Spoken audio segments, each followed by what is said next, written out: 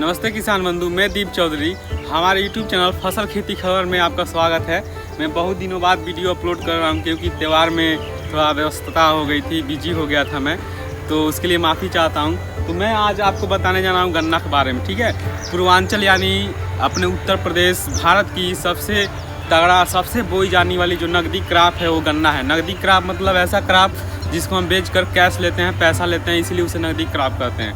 ठीक है, तो गन्ना का जो बॉटनिकल नाम होता है उसका नाम होता है सैकरम ऑफिसेरम। ठीक है, और इसका सबसे बड़ी बात है व्यापारिक लेवल पे इससे अच्छा खासा पैसा किसान कमा सकते हैं। आप लोग भी गन्ना बोइए, पैसा कमाइए, उसके बारे में कुछ ज्ञान देने जा रहा हूँ मैं। ठीक है, जो अमीनिया होती है, अमीनिया की बीमारी होती है, उसके उपचार के लिए गन्ने का उपयोग किया जाता है। डॉक्टर सलाह देते हैं गन्ने को यूज करने के लिए।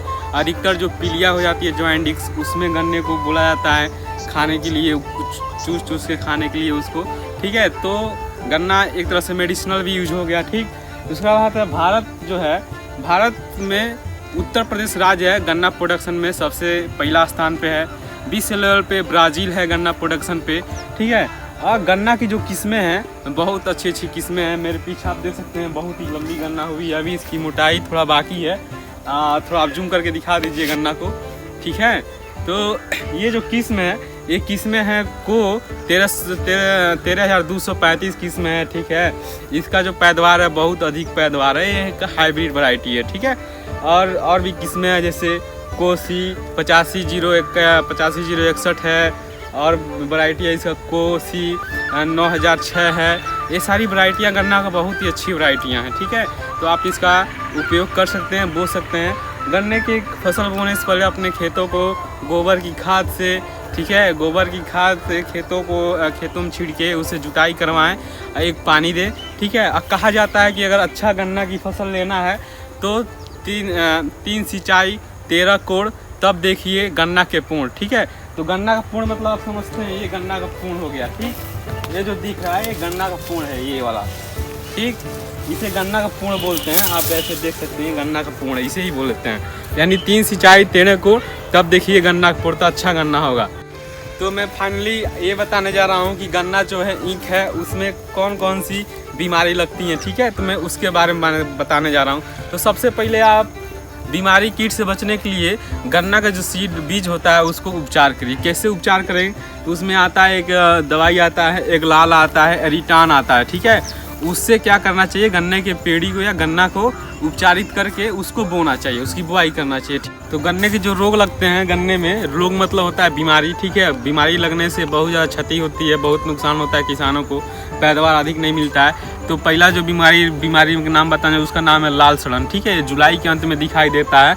इसको उपचार करने के लिए, इसको नियंत्रण यानी कंट्रोल करने के लिए आप कार्बावेंडियम या मैकाजॉब एक आता है दवाई आता है, उसका यूज कर सकते हैं। ठीक है, दूसरा का जो रोग लगता है स्मट या कंडुआ रोग लगता है। ठीक है, स्मट या कंडुआ रोग का चीटी नीमत धब्बा बनाता है उस पर। तो उस तरह गन्ने की क्या होती है, क्वालिटी कम होती है। ठीक है, क्वालिटी उसकी कम होती है तो उसका दाम अच्छा नहीं मिलता मार्केट में, तो उसके लिए प्रोपिको नोजल का प्रयोग कर सकते हैं। ठीक है, उगठा रोग होता है। उगठा रोग मतलब ये समझ लीजिए सूखा रोग। ठीक है, इससे क्या होता है, गन्ने सूखने लगते हैं। ठीक, तो ये मानसून के बाद ये बीमारी देखने को मिलता है। इसके लिए मेटालैक्टिक्स का 8% का यूज करते हैं। ठीक है, अब इसका पेड़ी कुंचन रोग हो गया। ठीक है, पेड़ी कुंचन रोग जो पौधे में होता है, इससे क्या होता है, पौधे अविकसित हो जाते हैं, पतले होते हैं, छोटे होते हैं, ज़्यादा वृद्धि नहीं होता है। ठीक है, लालधारी रोग, यह रोग जो होता है लालधारी रोग, ये नई पत्तियों में दिखाई देता है। ठीक है, पत्तियों की निचले सतह पे, ठीक है, हिस्से पे बीमारी दिखाई देता है लालधारी रोग। ठीक, तो एक रोग लगता है गन्ने में। ठीक है, ये बहुत ही फेमस रोग है। ठीक, क्योंकि जब गन्ने बड़े होते हैं, पत्तियां हरी होती हैं, तो ये रोग देखने को मिलता है। इसका नाम है येलो लीफ वायरल। ठीक है, येलो लीफ वायरल इसलिए रखा गया क्योंकि ये वायरस की तरफ फैलता है। इससे क्या होता है, पत्तियां पीलेपन और सूखा होने लगते हैं। तो आइए मैं आपको दिखाता हूँ पीलापन कैसे होती है पत्तियों में। ये गन्ना मेरे हाइट से बहुत बड़ा है, ये देखिए, ये पत्तियाँ नीचे से क्या हो गई हैं और ऊपर से भी देखने में पीली पीली दिख रही हैं। ठीक है, तो ये येलो लीफ वायरल है, ये पूरे खेत में आप कहीं ना कहीं मिलेगा। ठीक है, तो इसके कंट्रोल के लिए, नियंत्रण के लिए आप मेलाथियान का छिड़काव करवा सकते हैं। और एक और दवा आता है, उसका नाम है डाइमेक्रोन नाम है, ठीक है। डाइमेक्रोन 0.2% का आप छिड़काव करवाइए और इससे नियंत्रण पाइए। हाँ तो किसान बंधु, मैं आपको बता दूं, अगर आपको तगड़ा गन्ना लेना है, जैसे कि आप मेरे पीछे देख सकते हैं, इस गन्ने इतने तगड़े हुए हैं कि इन लोगों को आपस में गिर रहे थे, तो इन गन्नों को आपस में इकट्ठा करके बांधा गया है, क्योंकि इनकी मोटाई भी अधिक है, इनकी लंबाई भी ज़्यादा है, ठीक है। तो उसमें एक चीज़ आता है कोराजोन, ठीक है। कोराजोन जिसको बोलते हैं, वो नज़दीकी दुकानों पर मिल जाएगा, कृषि केंद्रों पर। कोराजोन इस टाइम गन्ने के लिए सबसे लाभदायक जो है, मान लीजिए दवा है, मान लीजिए उसका प्रोटीन है, सब कुछ है कोराजोन में। कोराजोन में क्या होता है, ये छोटी अवस्था से लेकर बड़ी अवस्था तक गन्ने को क्या करता है, प्रोटेक्ट करता है, सुरक्षा देता है, वृद्धि होता है, इसका विकास भी होता है। कोराजोन एक बहुत अच्छी दवाई है गन्ने के लिए, समझ लीजिए प्रोटीन विटामिन की काम करती हैं। और इंसेक्ट रोग को भी ये क्या करता है, प्रतिरोध करता है, यानी नियंत्रण करता है, होने नहीं देता है गन्ने में। जैसे कि ये गन्ने में वाकई में कोराजोन का यूज हुआ है, ठीक है। तो इस गन्ने की आप देख सकते हैं कि कैसे लंबाई है, कैसी मोटाई है इसकी। तो लंबाई पहले होती है, तब मोटाई होती है गन्ने में, ठीक है। अगर आपको गन्ना मोटा करने के लिए जो होता है, गन्ना मोटा करना है आपको, तो फर्स्ट आप क्या करिए, जैविक खाद का उपयोग करिए। यानी जैविक खाद, ऐसा खाद जो गोबर, मलमूत्र इत्यादि से बना होता है, उसे ही जैविक खाद कहते हैं। तो उसका आप लोग प्रयोग कीजिए और गन्ना मोटा करना है तो, ठीक है।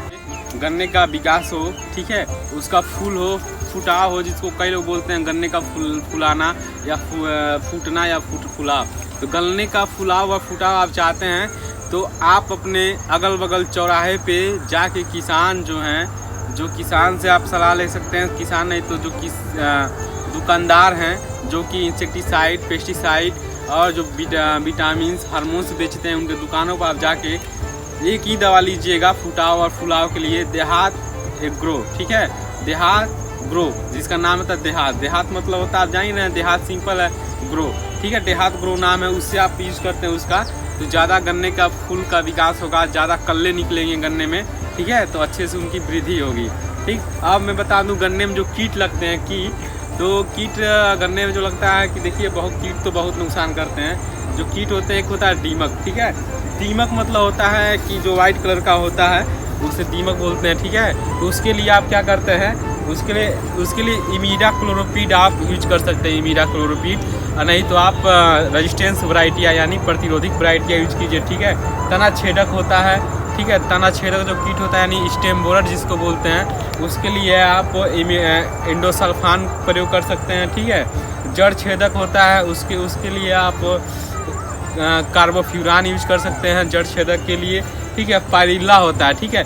पारिल्ला अपने पूर्वांचल उत्तर प्रदेश यानी पूरे भारत में गन्ने की खेती जहाँ होती है, वहाँ पे सबसे ज़्यादा लगता है पारिल्ला।